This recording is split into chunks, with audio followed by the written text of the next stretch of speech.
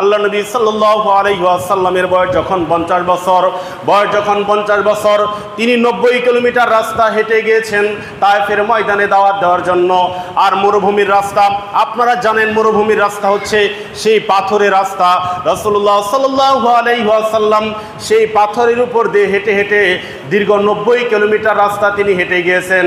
হেঁটে তায়েফের ময়দানে গিয়ে ওই তায়েফের যেই সমস্ত নেতারা ছিল তাদের কাছে দাওয়াত দিয়েছে। মুসলিম শরীফে রয়েছে 8 নম্বর হাদিস, রাসূল সাল্লাল্লাহু আলাইহি ওয়াসাল্লাম ইমানের সংজ্ঞা যেটা দিয়েছেন, যেটা জিবরাইল আলাইহিস সালামের মাধ্যমে তিনি পেয়েছেন। সাহাবীরা একদিন বসে আছেন, এমন সময় একজন সাদা ধবধবে পোশাকের একজন লোক আসলো, যার মাথার চুলগুলো একেবারে কালো কুচকুচে। তো এসে রাসূল সাল্লাল্লাহু আলাইহি ওয়াসাল্লামের হাঁটুর সাথে হাঁটু মিলিয়ে দিয়ে তিনি রাসূল সাল্লাল্লাহু আলাইহি ওয়াসাল্লামকে জিজ্ঞাসা করলেন যে ঈমান কি, মাল ঈমানু, ঈমান কি? তখন নবী সাল্লাল্লাহু আলাইহি ওয়াসাল্লাম ঈমানের সংজ্ঞা দিয়েছেন, আন তুমিনা বিল্লাহি ওয়া মালাইকাতিহি ওয়া কুতুবিহি ওয়া রাসূলিহি ওয়াল ইয়াউমিল আখিরি ওয়াল কদরি খাইরিহি ওয়া শাররিহি। অর্থাৎ ঈমান হচ্ছে আল্লাহর প্রতি বিশ্বাস, ঈমান হচ্ছে তার ফেরেশতাগণের প্রতি বিশ্বাস, ঈমান হচ্ছে তার প্রেরিত কিতাবসমূহের প্রতি বিশ্বাস, ঈমান হচ্ছে ওয়াল ইয়াউমিল আখির, আখিরাত দিবসের প্রতি বিশ্বাস, ঈমান হচ্ছে তাকদীরের ভালো মন্দের প্রতি বিশ্বাস। সম্মানিত হাজিরিন, এজন্য আমাদেরকে এই বিষয়টা, ঈমান কাকে বলে, এই বিষয়ে আমাদেরকে জানতে হবে। আর ইসলাম কি এটা আমরা অনেকে জানি না। আমরা মুসলমান ঠিকই, কিন্তু ইসলাম কাকে বলে, ইসলাম কাকে বলে এটা আমরা অনেকেই জানি না। ডক্টর সালেহ আল ফাওজান হাফিজাহুল্লাহ ইসলামের একটি সুন্দর সংজ্ঞা দিয়েছেন। তিনি বলছেন, আল ইসলামু হুয়াল ইসতিসলামু লিল্লাহি বিত-তাওহীদ ওয়াল ইনকিয়াদু লাহু বিত-তাআত ওয়াল বারাআতু মিনাশ শিরকি ওয়া আহলি। অর্থাৎ ইসলাম হচ্ছে আত্মসমর্পণ করা, একত্বের সাথে, তাওহীদের সাথে আত্মসমর্পণ করা, এবং অত্তাআত ওয়াল ইনকিয়াদু বিল্লাহি বিত-তাআত, এবং আনুগত্যের মাধ্যমে পরিপূর্ণ অনুসরণ করা, ওয়াল বারাআতু মিনাশ শিরকি ওয়া আহলি, এবং যারা শিরিক করে, শিরিক এবং শিরিক যারা করে তাদের থেকে বিরত থাকা, তাদের থেকে সম্পর্ক ছিন্ন করা হচ্ছে ইসলাম। ঈমান গেল, ইসলাম গেল। তারপরে আমরা জানব ইবাদত কাকে বলে। ইবাদত কাকে বলে? আমরা যে ইবাদত বন্দেগী করি এগুলোর সংজ্ঞাটা কি আসলে? আমরা যে নামাজ পড়ি, আমরা যে রোজা রাখি, আমরা যে দান সাদাকা করি, অনেকে যাদের সামর্থ্য রয়েছে হজ করে, যাদের সামর্থ্য আছে নিসাব পরিমাণ সম্পদ হয়েছে যারা যাকাত দেয়। তো এই ইবাদত বন্দেগীর অর্থটা কি? ইবাদত বন্দেগীর অর্থটা কি? ইবাদতের সংজ্ঞা হচ্ছে ইন্নাহা গায়াতুল হুব্বি লিল্লাহি আযজা ওয়া জাল ওয়া মা গায়াতু যুল্লি লাহু। ইবাদতের সংজ্ঞা হচ্ছে আল্লাহর জন্য পরিপূর্ণ ভক্তি এবং শ্রদ্ধা ভালোবাসা নিবেদন করা। আপনি যে নামাজ পড়তেছেন এর মধ্যে আল্লাহর ভালোবাসা থাকতে হবে, আল্লাহর প্রতি শ্রদ্ধা থাকতে হবে। আপনি যে রোজা রাখেন এর মাধ্যমে আল্লাহর প্রতি ভালোবাসা থাকতে হবে, আল্লাহর প্রতি শ্রদ্ধা থাকতে হবে, পরিপূর্ণ শ্রদ্ধা থাকতে হবে। এটা হচ্ছে ইবাদতের সংজ্ঞা। সম্মানিত হাজিরিন, এবার আমি আপনাদের সামনে এই ঈমানের বিষয়টা কোনো সহজ বিষয় ছিল না, এই তাওহীদের দাওয়াতটা কোনো সহজ বিষয় ছিল না। আমি আপনাদের সামনে এবার বর্ণনা করব যে নবী আলাইহিস সালামগণ ঈমানের দাওয়াত যে দিয়েছেন এটা কখনোই তাদের জন্য সহজ কোনো বিষয় ছিল না। আমি পর্যায়ক্রমে আপনাদের সামনে কয়েকজন নবীর দাওয়াতের জীবনের ঘটনা আপনাদের সামনে উল্লেখ করব। তারপরে ইনশাআল্লাহ আপনাদের সামনে উল্লেখ করব ঈমানের ফজিলত। তারপরে আলোচনা করব ঈমানের জন্য যারা ত্যাগ স্বীকার করেছে তাদের অবস্থাটা। সম্মানিত হাজিরিন, ঈমানের দাওয়াত, তাওহীদের দাওয়াত এটা কোনো সহজ বিষয় না। আমরা মুসলমানের কাছে ঈমানের কথা বলতেই পারি, এটা স্বাভাবিক বিষয়। কিন্তু আমরা যখন বিধর্মীদের কাছে দাওয়াত নিয়ে যাব তখন এই দাওয়াতটাকে তারা মানতে চাইবে না, তাদের কাছে দাওয়াত দেওয়াটা কঠিন বিষয়। সমস্ত নবী আলাইহিস সালামগণ যারা তাওহীদের দাওয়াত দিয়েছেন তারা সাধারণত মুশরিকদেরকে তাওহীদের দাওয়াত দিয়েছেন, কাফেরদের কাছে দাওয়াত নিয়ে গিয়েছেন। নূহ আলাইহিস সালামের পূর্বে এই পৃথিবীতে শিরিক ছিল না। তিনি যখন জন্মগ্রহণ করেন তার কিছুদিন আগে থেকে এই শিরিকটা চালু হয়েছে। সর্বপ্রথম নূহ আলাইহিস সালাম তার জাতির কাছে দাওয়াত নিয়ে গিয়েছিলেন, সেটা হচ্ছে তাওহীদের দাওয়াত। তার জাতি তাকে মান্য করতে পারে নাই, তার জাতি তাকে মূল্যায়ন করতে পারে নাই, বরঞ্চ তার এই দাওয়াতের ব্যাপারে হাসি ঠাট্টা করেছে, তুচ্ছ তাচ্ছিল্য করেছে। নূহ আলাইহিস সালাম তার জাতির কাছে দাওয়াত নিয়ে গেছিলেন, এই তাওহীদের দাওয়াত, যেই দাওয়াত রাসূল সাল্লাল্লাহু আলাইহি ওয়াসাল্লাম কাফেরদের কাছে, মক্কার মুশরিকদের কাছে দিয়েছিলেন। সম্মানিত হাজিরিন, নবী নূহ আলাইহিস সালাম তার জাতির কাছে যে দাওয়াত দিয়েছেন, তার দাওয়াতি জীবনের ঘটনা যদি আমি বলতে চাই তাহলে এক খুতবায় শেষ হবে না, অনেক বড় ঘটনা। আমি আপনাদেরকে শুধু এতটুকু এই আলোচনার মাধ্যমে বোঝাতে চাচ্ছি যে নূহ আলাইহিস সালাম তার জাতির কাছে যখন দাওয়াত দিয়েছেন, জাতির লোকেরা তার এই দাওয়াতকে গ্রহণ করেনি, অনেকেই গ্রহণ করেনি, মাত্র ৮০ জন মুসলিম নরনারীরা গ্রহণ করেছিল। তারপরে ইব্রাহিম আলাইহিস সালাম তাওহীদের দাওয়াত দিয়েছেন। ইব্রাহিম আলাইহিস সালাম তার বাবার কাছে তাওহীদের দাওয়াত দিয়েছেন, কারণ ইব্রাহিম আলাইহিস সালামের জন্মের পরই তিনি দেখেন তার বাবা মুশরিক, তার বাবা মূর্তি বানায়, মূর্তি বানিয়ে বাজারে বিক্রি করে। ইব্রাহিম আলাইহিস সালাম তার বাবাকে দাওয়াত দিয়েছেন, এটাও কোনো সাধারণ বিষয় ছিল না, এটা অনেক কঠিন বিষয়, অনেক জটিল বিষয় ছিল। ইব্রাহিম আলাইহিস সালাম তার বাবার কাছে দাওয়াত দিয়ে বললেন, হে আমার বাবা, আপনি হাত দিয়ে মূর্তি তৈরি করেন, আবার এই মূর্তিগুলোর পূজা করেন, আবার এইগুলো বাজারে বিক্রি করেন। মা লা ইয়াসমাউ ওয়া লা ইউবসির, কিন্তু এই মূর্তিগুলো আপনার কথা শুনতেও পায় না, আপনার কথা শুনতেও পায় না, আপনাদেরকে সাহায্য করতে পারে না, এই মূর্তিগুলো দেখতেও পারে না, চোখে দেখে না, কানেও শোনে না, এই মূর্তিগুলো আপনার কোনো উপকারও করতে পারে না, আপনার কথা শুনেও না, আপনার কোনো উপকারও করতে পারে না এবং ক্ষতিও করতে পারে না, আপনি এইগুলার পূজা কেন করেন? তার বাবা এবং তার কওম উত্তরে কি বলেছিল আল্লাহ রাব্বুল আলামিন কোরআনে সুন্দরভাবে বর্ণনা করে দিয়েছেন। লা ইল্লাম তানতাহি লারজুমান্নাকা ওয়াহজুরনি মালিয়া। ইব্রাহিম আলাইহিস সালামের দাওয়াতের জবাবে তার বাবা বলেছিল, হে ইব্রাহিম, তুমি যদি আমি যাদের পূজা করি, এই মূর্তিগুলার পূজা করি, এগুলো থেকে যদি আমাকে বিরত রাখতে চাও, লা ইল্লাম তানতাহি লারজুমান্নাকা ওয়াহজুরনি মালিয়া, তাহলে আমি তোমার মাথাকে চূর্ণ বিচূর্ণ করে দিব, পাথর মেরে তোমার মাথাকে চূর্ণ বিচূর্ণ করে দিব। নিজের বাবাকে দাওয়াত দিচ্ছে, এরপরেও তার বাবা ইসলাম গ্রহণ করেন নাই। কঠিন বিষয়টা, ইমানের বিষয়টা কঠিন বিষয়। সম্মানিত হাজিরিন, ইব্রাহিম আলাইহিস সালাম তার বাবার কাছে দাওয়াত নিয়ে গেলেন। ইব্রাহিম আলাইহিস সালাম তার সম্প্রদায়, তার কওমের কাছে দাওয়াত নিয়ে গেলেন, কিন্তু সকলেই তাকে অগ্রাহ্য করলো।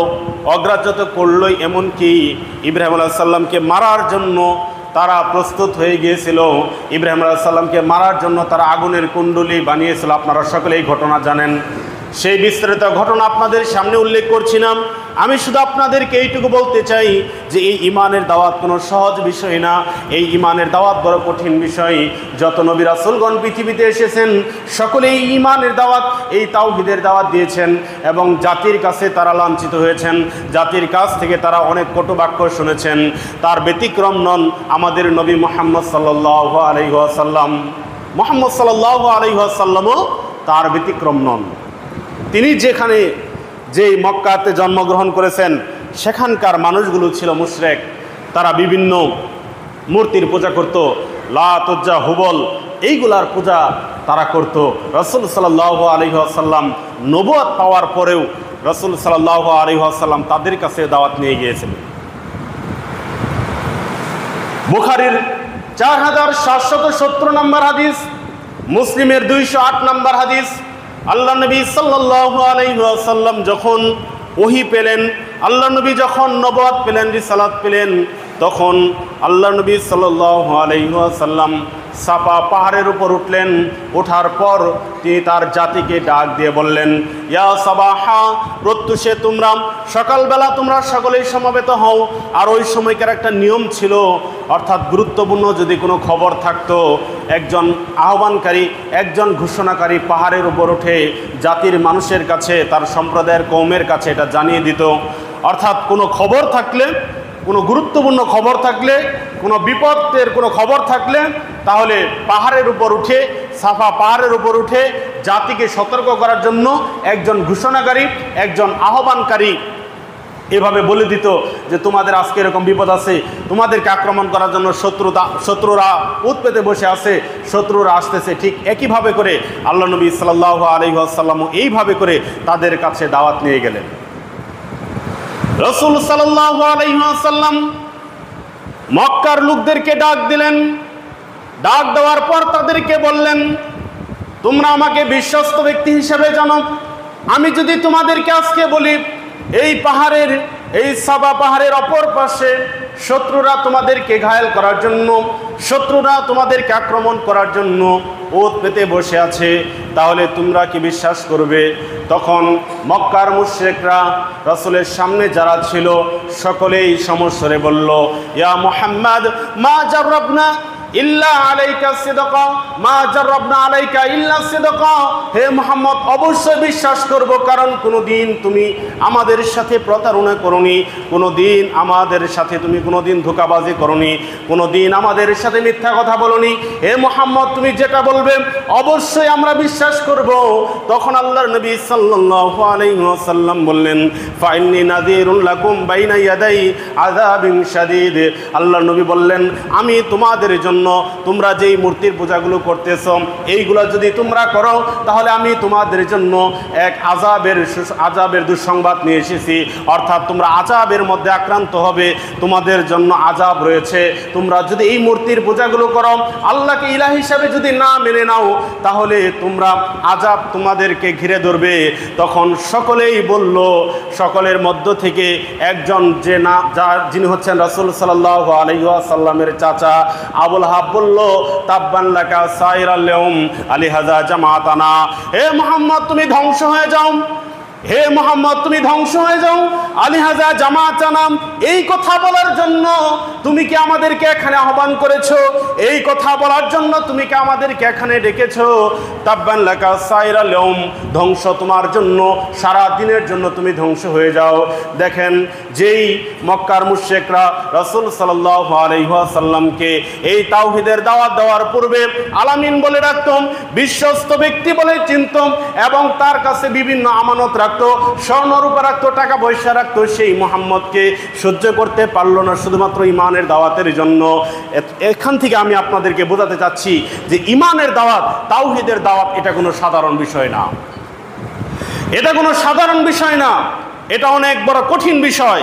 রাসূল সাল্লাল্লাহু আলাইহি ওয়াসাল্লাম যখন নবুয়ত পেলেন, যখন ওহী পেলেন, তখন তার পরিবারের লোকেরা, আত্মীয় স্বজন যারা ছিল, তাদেরকে ডাক দিয়ে বললেন, নাম ধরে ধরে বললেন, গোত্রের নাম ধরে ধরে বললেন, হে বনু কাব ইবনে লুআই, হে বনু আব্দুল শামস, হে বনু আব্দুল শামস এবং বনু আব্দুল মুত্তালিব, হে আব্বাস, হে রাসূলের ফুফু সাফিয়া, হে ফাতেমা, আনকিযু আনফুসাকুম মিনান নার, তোমরা নিজেদেরকে জাহান্নামের আগুন থেকে বাঁচাও, তোমরা নিজেদেরকে জাহান্নামের আগুন থেকে বাঁচাও।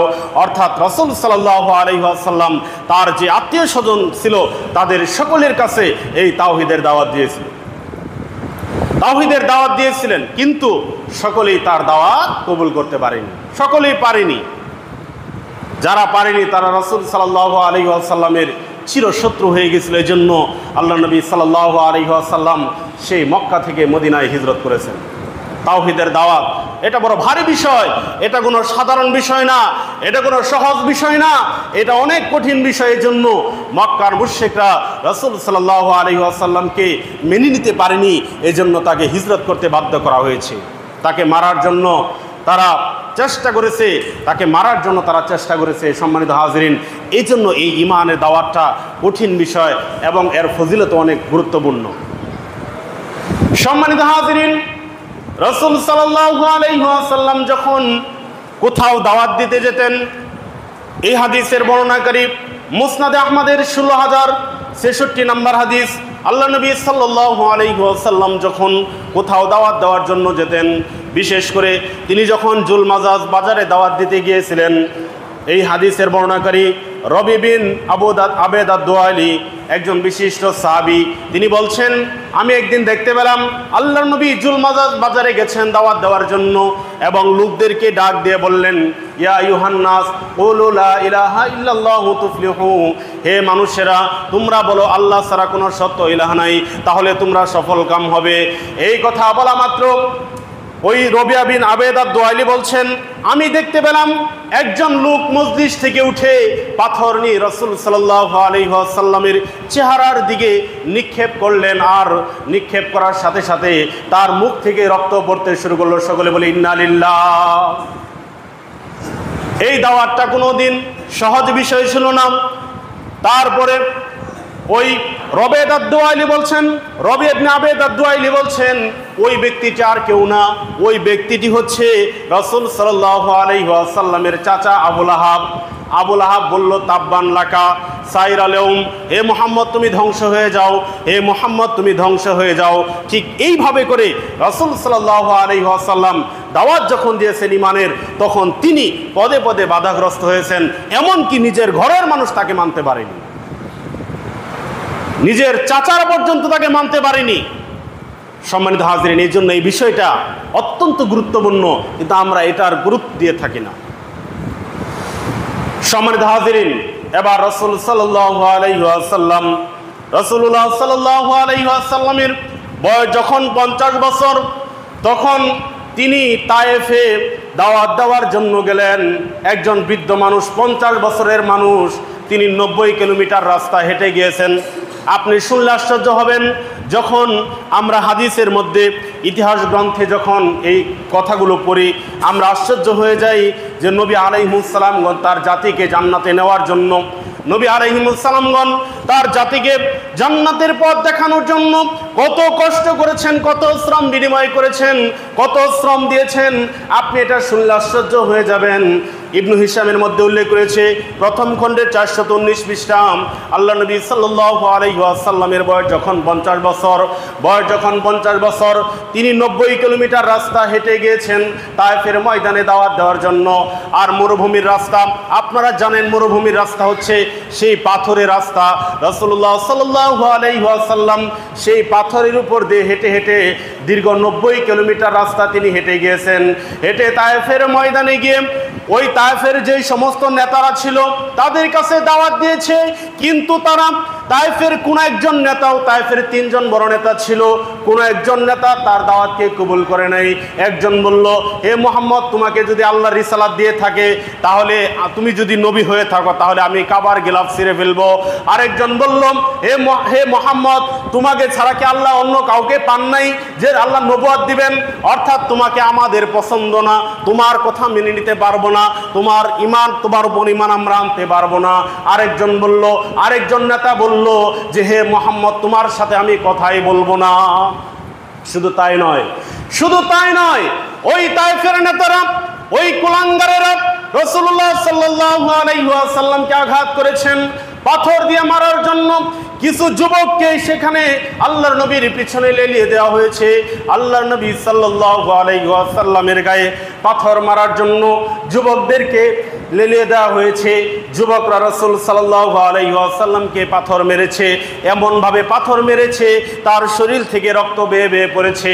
রক্ত পড়ে জুতার সাথে পা আটকে লেগে গেছে। আল্লাহর নবী সাল্লাল্লাহু আলাইহি ওয়াসাল্লাম এমত অবস্থায় যখন তায়েফ থেকে আসলেন, যখন নেতারা তাকে মেনে নিল না, ওই তায়েফের নেতারা যখন তার উপর ঈমান আনলো না, হতাশ হয়ে আল্লাহ নবী যখন আসতে লাগলেন, তায়েফের থেকে যখন আসতে লাগলেন, তখন মালাকুল জিবাল পাহাড়ের ফেরেশতারা বলল, হে মুহাম্মদ আপনি যদি চান আমরা এই তায়েফবাসীকে পাথরের পাহাড় দিয়ে চেপে তাদেরকে মেরে ফেলবো। তখন আল্লাহর নবী, আপনার দয়ার নবী, মায়ার নবী রাহমাতুল লিল আলামিন বলেছিলেন যে না, আমি চাই না এই তায়েফবাসীকে ধ্বংস করে দেওয়া হোক, আমি এটা চাই না, আমি এটা চাই না তায়েফবাসীকে ধ্বংস করে দেওয়া হোক, কারণ আমি চাই যে এদের পরবর্তী প্রজন্ম যারা হবে তারা অবশ্যই ঈমান আনবে। সম্মানিত হাজিরিন, এজন্য তায়েফবাসীরা এখন পর্যন্ত তায়েফবাসীরা মেহমানকে সম্মান করে থাকে, কারণ তারা জানে যে রাসূল সাল্লাল্লাহু আলাইহি ওয়াসাল্লামকে অনেক কষ্ট করতে হয়েছে।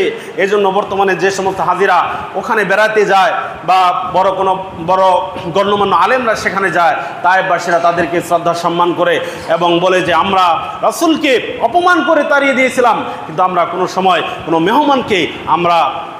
মেহমানকে অমান্য করব না, মেহমানের আমরা খাতির যত্নতে কোনো ব্যাঘাত ঘটাবো না। সম্মানিত হাজিরিন, রাসূল সাল্লাল্লাহু আলাইহি ওয়াসাল্লামের তাওহীদের দাওয়াত এটা বড় কোনো সহজ বিষয় ছিল না, এটা অনেক বড় কঠিন বিষয় ছিল। কিন্তু আমরা ঈমান কি এটা বুঝি না, ইসলাম কি এটা জানি না, ইবাদত কাকে বলে এটা জানি না, তাওহীদ কাকে বলে জানি না, তাওহীদ কত প্রকার কি কি এগুলা জানি না, ইবাদত কিভাবে করতে হয়, কিভাবে ইবাদত করলে আল্লাহ কবুল করবেন, কিভাবে ইবাদত করলে আল্লাহ রাব্বুল আলামিনের কাছে গ্রহণযোগ্য হবে, এইগুলো আমরা বোঝার চেষ্টা করি না।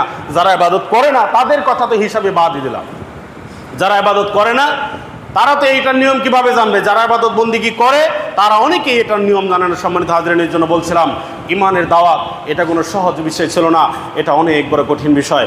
এখন আমি আপনাদের সামনে তাওহীদের যে ফজিলত অর্থাৎ ঈমানের যে ফজিলত এই প্রসঙ্গে কয়েকটি বর্ণনা তুলে ধরছি। নবী নূহ আলাইহিস সালাম তার সন্তানকে ডাক দিয়ে বলেছিলেন, নবী নূহ আলাইহিস সালাম তার সন্তানকে ডাক দিয়ে বলেছিলেন, মৃত্যুর সময় একটা ওসিয়ত করেছিলেন যে হে আমার সন্তানেরা, তোমরা লা ইলাহা ইল্লাল্লাহ এই বাক্যটাকে তোমরা বেশি গুরুত্ব দাও, লা ইলাহা ইল্লাল্লাহ পড়ো, কারণ এই লা ইলাহা ইল্লাল্লাহর এত ক্ষমতা, এই লা ইলাহা ইল্লাল্লাহর এত পাওয়ার যে এই লা ইলাহা ইল্লাল্লাহ যার ঠিক থাকবে কিয়ামতের দিন ওই ব্যক্তির আর কোনো চিন্তা নাই। লা ইলাহা ইল্লাল্লাহ এমন পাওয়ার, এই লা ইলাহা ইল্লাল্লাহর এমন শক্তি, নবী নূহ আলাইহিস সালাম তার সন্তানকে মৃত্যুর সময় ওসিয়ত করে গেছেন।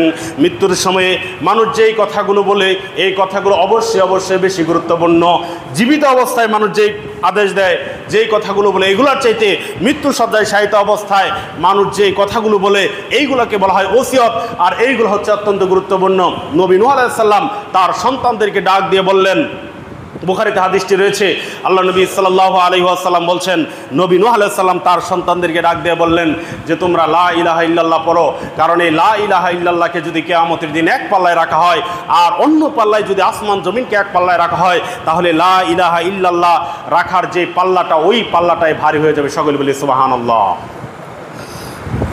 সম্মানিত হাজিরিন, নবী নূহ আলাইহিস সালাম তার সন্তানদেরকে ওসিয়ত করে বললেন, হে আমার সন্তানেরা শুনে রাখো, কিয়ামতের দিন যদি জাহান্নামে নিয়ে যাওয়ার জন্য আসমান জমিন যদি তোমার বিরুদ্ধে চলে যায়, আসমান জমিন যদি চেষ্টা করে তোমাকে জাহান্নামে নিয়ে যাওয়ার জন্য, আর যদি তোমার লা ইলাহা ইল্লাল্লাহ ঠিক থাকে, যদি তোমার তাওহীদ ঠিক থাকে, তাহলে জেনে রাখো এই লা ইলাহা ইল্লাল্লাহ তোমাকে বাঁচিয়ে দিবে, আর অন্য আসমান জমিন মিলেও তোমাকে জাহান্নামে নিক্ষেপ করতে পারবে না। সকলে বলি সুবহানাল্লাহ। এজন্য এই লা ইলাহা ইল্লাল্লাহ এটার গুরুত্ব দিতে হবে, এই কালেমাটা পড়তে হবে এবং এই কালেমার যে হকগুলো রয়েছে এইগুলো আদায় করতে হবে। সম্মানিত হাজিরিন, বলছিলাম কালেমা লা ইলাহা ইল্লাল্লাহর ফজিলত, তাওহীদের ফজিলতটা কি?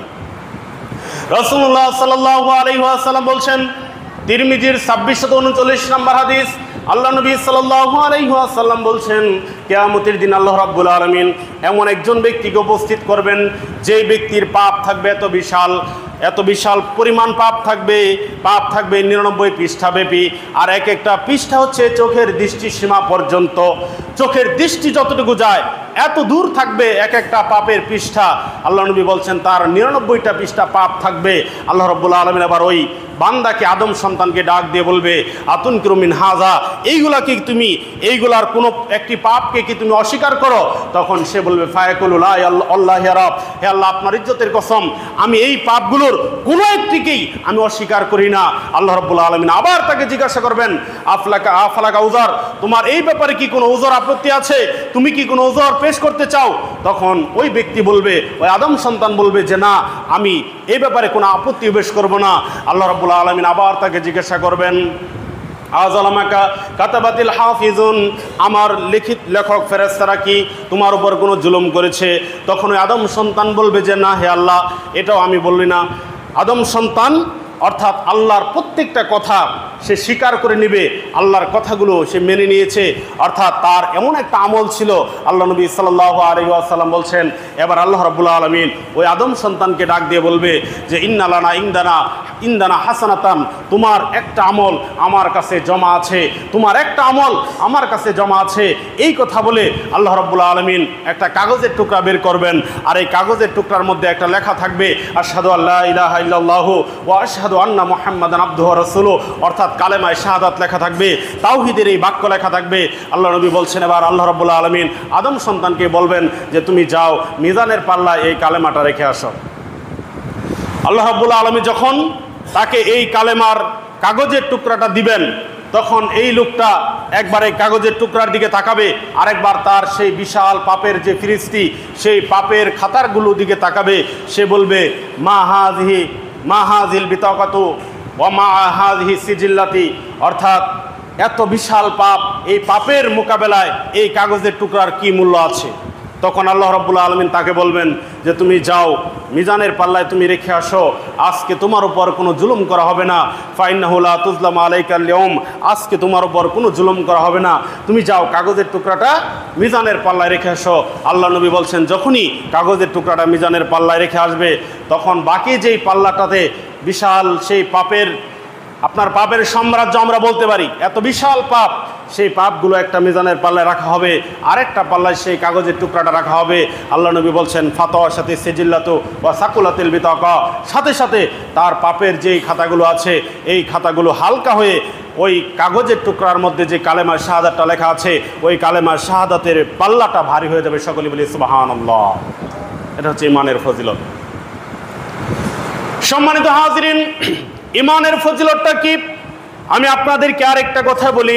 আল্লাহ নবী সাল্লাল্লাহু আলাইহি ওয়াসাল্লাম বলছেন, মুসলিম শরীফের 353 নম্বর হাদিস, আল্লাহ নবী সাল্লাল্লাহু আলাইহি ওয়াসাল্লাম বলছেন, একদিন মূসা আলাইহিস সালাম আল্লাহর কাছে বললেন, হে আল্লাহ, আপনি আমাকে জানান যে জান্নাতের মধ্যে সর্বনিম্ন জান্নাতি তার অবস্থাটা কি হবে, তার কি পরিমাণ সম্পদ থাকবে, সে কি পরিমাণ নিয়ামতের মধ্যে থাকবে।